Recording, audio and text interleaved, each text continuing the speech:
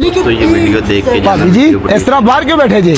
ਉਹ ਨਾ ਸਾਡਾ ਪੱਖਾ ਖਰਾਬ ਹੋ ਗਿਆ, ਗਰਮੀ ਲੱਗ ਰਹੀ ਹੈ ਤਾਂ ਗੱਲੋਂ। ਅੱਛਾ ਤੇ ਮੇਰੇ ਪੜੋਸੀ ਹੋਣ ਦਾ ਕੀ ਫਾਇਦਾ? ਤੁਸੀਂ ਮੇਰੇ ਹੁੰਦੇ ਗਰਮੀ ਚ ਨਾ ਬੋਲੇ। ਰੁਕੋ ਇੱਕ ਮਿੰਟ, ਮੈਂ ਪੱਖਾ ਲੈ ਕੇ ਆਇਆ।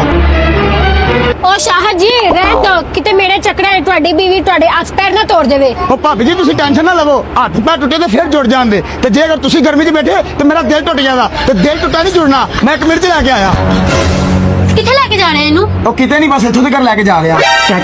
ਚਾਚਾ ਝੂਠ ਬੋਲਦਾ ਪਿਆ। ਪੜੋਸਨ ਨੂੰ ਗਰਮੀ ਲੱਗ ਰਹੀ ਹੈ, ਇਸ ਵਜ੍ਹਾ ਤੋਂ ਲੈ ਕੇ ਜਾ ਰਹੇ ਨੇ ਪੱਖਾ। ਮੈਂ ਇਹਨਾਂ ਦੀਆਂ ਸਾਰੀਆਂ ਗੱਲਾਂ ਬਾਹਰ ਸੁਣ ਕੇ ਆਇਆ।